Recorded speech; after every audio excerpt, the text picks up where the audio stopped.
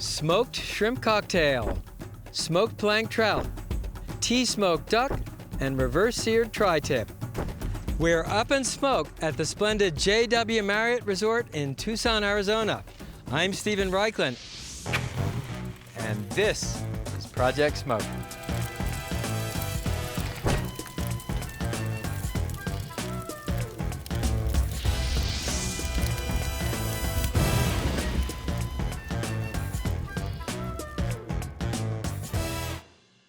Surf and turf is an American steakhouse classic. We like it, you guessed it, smoked. On the menu today, vibrant foods from the sea, land, and air, and revolutionary techniques like reverse searing and plank smoking. Up first, smoked shrimp cocktail. I've never understood the appeal of traditional shrimp cocktail. Boiling is a terrible way to boost flavor. But season the shrimp with garlic and cilantro and smoke it with mesquite. Now you have my interest. Serve it with a chipotle orange cocktail sauce from the Yucatan. Now that's a shrimp cocktail. First up, the marinade. Start with chopped fresh cilantro, chopped garlic, and minced chipotle chilies. Now add a generous dose of sea salt, cracked black peppercorns, freshly squeezed lime juice, and finally, extra virgin olive oil.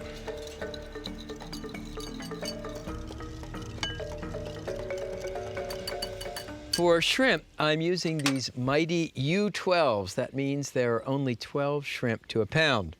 And I have peeled and deveined them. So spoon the marinade over the shrimp. You can see it's a really beautiful color and highly fragrant, and the chipotle will give this shrimp a really nice kick. Marinate the shrimp for 15 minutes. Now let's fire up the smoker. I'm using an electric smoker. It's fueled with these mesquite sawdust discs, and you simply place them in the hopper, set the desired temperature. I'm working at 300 degrees. Let's get the shrimp. The shrimp are marinated. Ideally, use local shrimp. In Florida, we get great Key West pinks. You could use Maine sweet shrimp, or if you're from the West Coast, you could use spot prawns. The last shrimp, and just pour any extra marinade you may have over the shrimp. And place the shrimp in the smoker. Smoking time, depending on the size of your shrimp, 30 to 45 minutes. Next, the Yucatan Chipotle Orange Cocktail Sauce. I first experienced this electrifying cocktail sauce in a seaside town in the Yucatan. Like American cocktail sauce, it starts with ketchup. Then you add freshly squeezed orange juice, freshly squeezed lime juice, Worcestershire sauce, and instead of the traditional horseradish, more chopped chipotle chili. Finally, salt and freshly ground pepper, and whisk these ingredients to mix.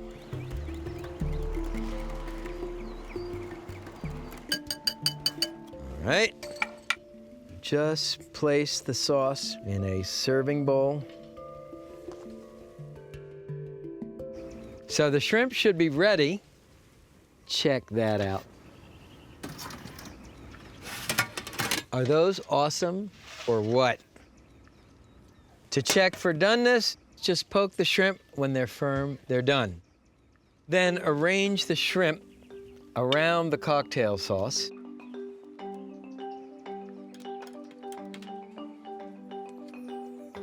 And just to finish up, you can sprinkle the shrimp with a little diced onion and a nice sprig of cilantro. Let's see how we did. Take some shrimp, dip it in the cocktail sauce. Oh man, I feel like I'm eating shrimp cocktail for the first time. First of all, the shrimp, it's not that rubbery boiled shrimp. It has smoke, has texture, it has flavor, and the cocktail sauce, wow, this just sings. So the next time you make shrimp cocktail, blast it with smoke and chipotle hellfire.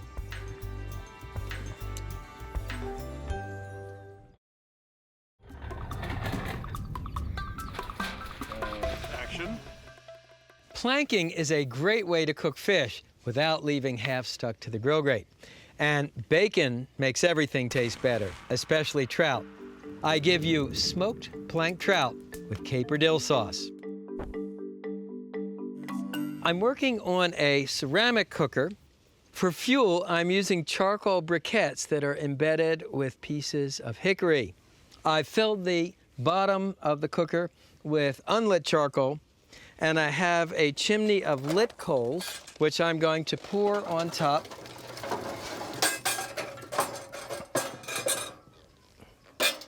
The fire will burn down, giving you a nice, even ignition.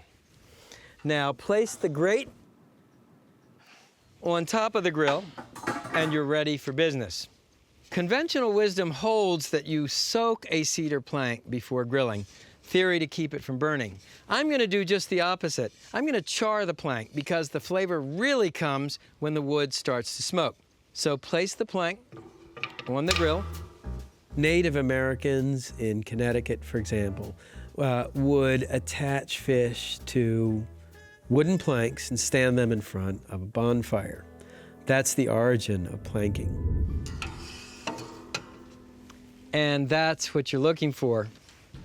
Now assemble the trout. Start with 3 pieces of butcher string and lay a strip of artisanal smoked bacon. These beautiful trout are about a pound a piece, and season the cavity with sea salt and freshly ground black pepper. Then place 3 lemon slices in the cavity and a sprig of dill, and finally a few pats of butter.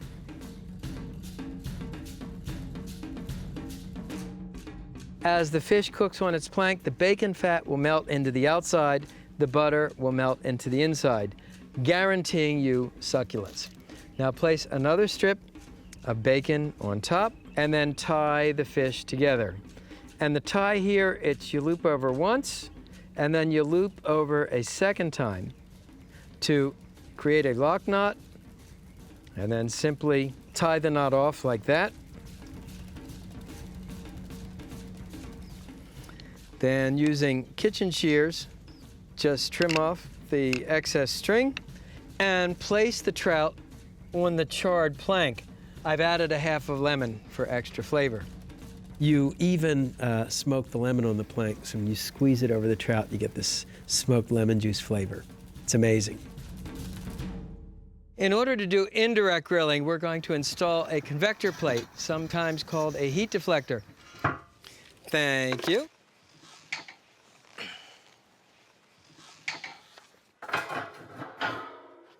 Okay, now put the planked trout on, and you'll see why we need a cooker with a really big grate. Close the lid, adjust the vent, open at the top, open at the bottom. You want to cook the trout at a high heat, about 400, cooking time 20 to 30 minutes. Okay, it's been 30 minutes. And wow, take a look. Is that beautiful? Smelling some nice cedar from the edges of the planks. So take the fish off. Remember, the planks will be very hot, even burning on the bottom. So place them on a wire rack. And here's the last trout. So just remember to snip off and remove the strings. And let's see how we did. So I'll cut a piece of trout, just cut through the back here. Oh, baby. So sweet. and moist and smoky. The bacon, the plank, this is like a symphony of flavors.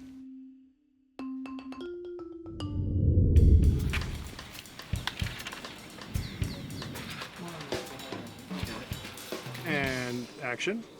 Over the years, I've smoked a lot of beef ribs and brisket, but there's one cut you don't normally smoke, and that's steak. You need a hot fire to sear the exterior while keeping the center juicy. I'm going to show you an ingenious technique called reverse searing. What you do is slow smoke the steak almost to temperature. Let it rest, then sear it over a hot fire right before serving. For steak, I'm using a cut called a tri-tip. If you live on the West Coast, you probably eat this once a week, but if you live east of the Rocky Mountains, you may not be familiar with it. It's the triangular end of a top sirloin. I love tri-tip because it cooks like a steak, it tastes like a steak, but it slices like a brisket. We begin with a rub. This one contains salt, freshly ground black peppercorns, garlic powder, dried oregano, and fresh or dried rosemary. Combine the ingredients, mix with your fingers. Season the tri-tip with the rub on all sides. Rub the rub into the meat. Tri-tip was perfected in the 1950s by Bob Schutz, a butcher in Santa Maria, California. And tri-tip is still the barbecue of choice in Santa Maria and Southern California today. To reverse sear the tri-tip, I'm using a pellet smoker. This model has a hopper in the back, and it burns these hardwood sawdust pellets. I'm using oak, which is the fuel they use in Santa Maria, California. I set the temperature for 225 degrees. That's kind of your basic meat smoking temperature. And we'll place the tri-tips on the grill. I'm using a remote digital thermometer to keep track of the internal temperature of the tri-tip. Simply insert the probe into the center of the meat, and you can pop up the screen and you can set the target temperature, the time, an alarm to let you know when you've reached that 110 degrees, which is where we want to be in the first phase of reverse searing. Let me close the smoker. Smoking time will be about an hour or an hour and a half. Fast forward 1 hour and look at the tri-tips. They look good enough to eat now, although the internal temperature is actually still 110 degrees. So what I'll do is pull the tri-tips off to the side and remove the center grate, and then remove the indirect grilling plate, and you get a very good view of the burn chamber here. Place the direct grilling plate over the fire, put the grate back. Now this is where the reverse sear part comes in. That is, we're going to place the tri-tips directly over the fire, hot fire, to sear the exterior. Doing just the reverse of the way you would traditionally cook a steak. We'll keep the probe in so we can watch the temperature rise. Our target temperature here is about 120, 125 degrees. Whenever you're cooking meat that is thicker than the palm of your hand, I like to close the grill lid. Speeds up the grilling time. All right, we got a nice sear on the top. So you'll turn the tri-tip over.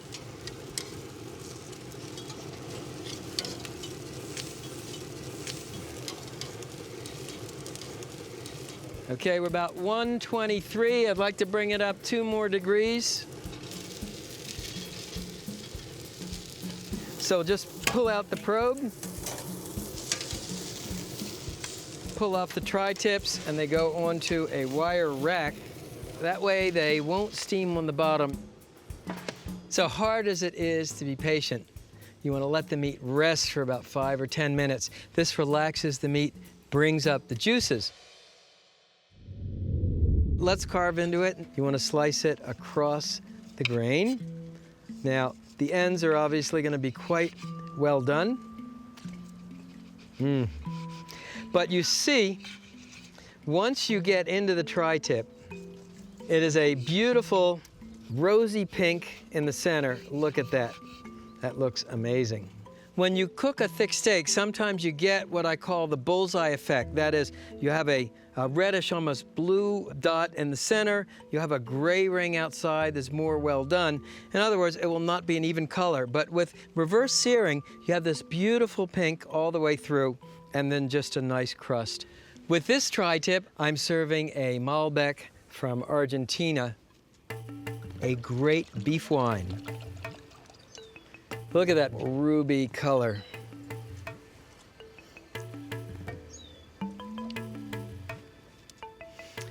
In Santa Maria, the traditional way to serve tri-tip is with grilled garlic bread. I'll just take a slice of beef and smoked tomato salsa.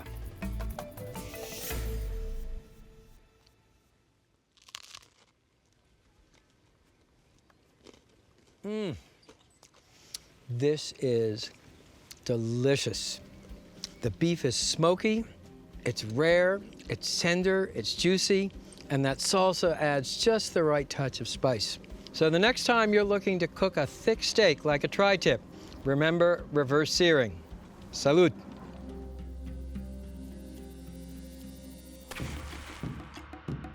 Tea smoked duck is one of the glories of Chinese cuisine and one of the few dishes from Asia that come smoked. In China, they smoke it in a wok. Here on Project Smoke, we had something bigger in mind. As in Western barbecue, it begins with a rub, brown sugar, sea salt, freshly ground black pepper, Chinese 5-spice powder, a mixture of star anise, fennel, cinnamon, coriander, and white pepper, additional coriander powder, and additional cinnamon. Mix the ingredients with your fingers, breaking up any lumps in the brown sugar. Then sprinkle about 1 tablespoon of rub in the cavity of the duck. Now let me show you how to truss the duck. So first, plump the legs back, then bring a piece of trussing string around the legs, fold over twice, and pull tightly, including this tail piece. Then pull the string over the legs and under the wings and turn the duck over. Now catch this piece of neck skin, tie it down, and trim off the excess string and excess neck skin. Next step, prick the skin of the duck all over, but not the meat beneath it. Duck has a very fatty skin, and these holes will help drain out the excess fat. Next, brush the duck on all sides with sesame oil. Sesame oil has a wonderful nutty aroma, sort of one of those touchstone flavors of the Far East. Then sprinkle the duck with the rub. And of course, turn the duck over and brush oil and rub the breast side. This mixture is incredibly aromatic.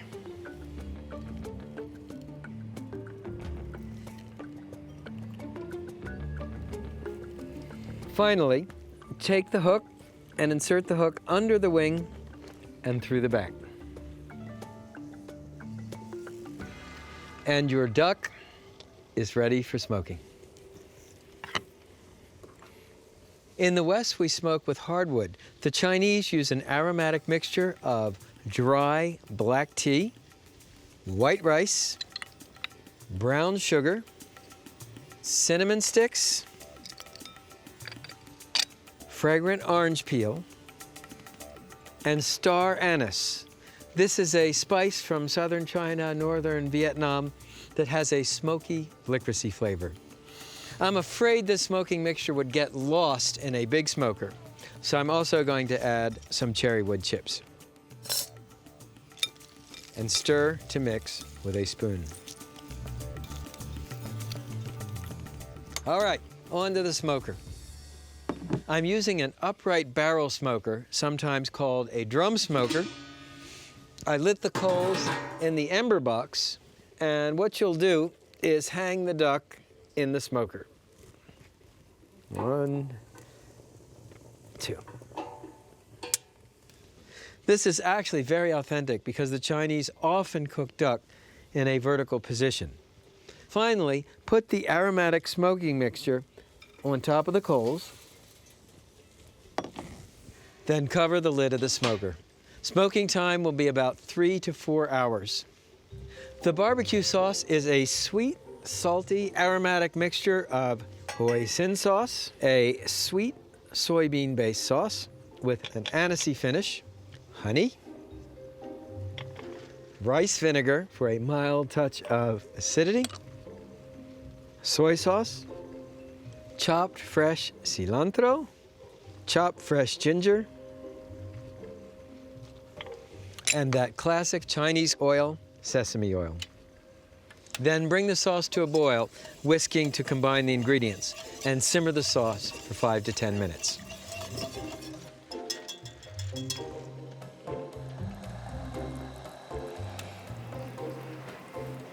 All right, it's time for the duck. Take a look. Does that look gorgeous? Unhook the duck. That looks amazing. Remove the hooks. Take out this one and this one. Okay, so to carve the duck, I'm going to make a slice down the breastbone. Oh man, it's perfect. And look how juicy that duck is. Super fragrant, super moist.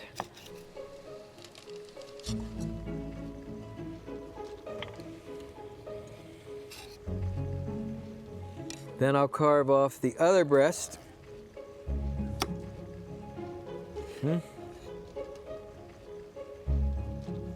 I am reduced to monosyllabic grunts of pleasure.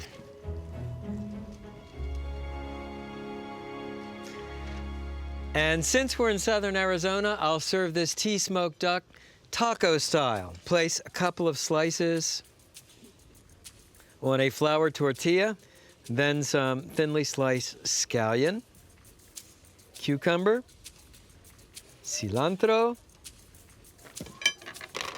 and a spoonful of the hoisin barbecue sauce. How's that look? All right, let's see how we did.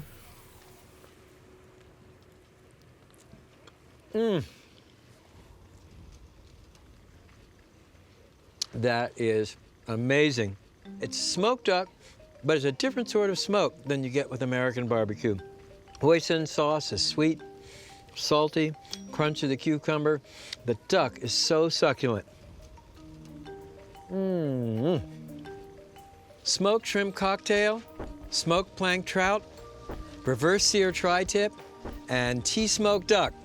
It's surf meets turf on Project Smoke. See you next time.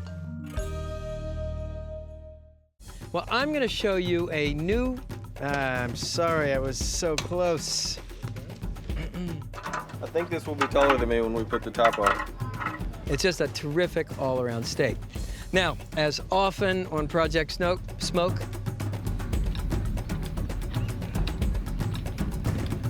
tailpiece. Tailpiece is going to give me aggravation, but I can't help it.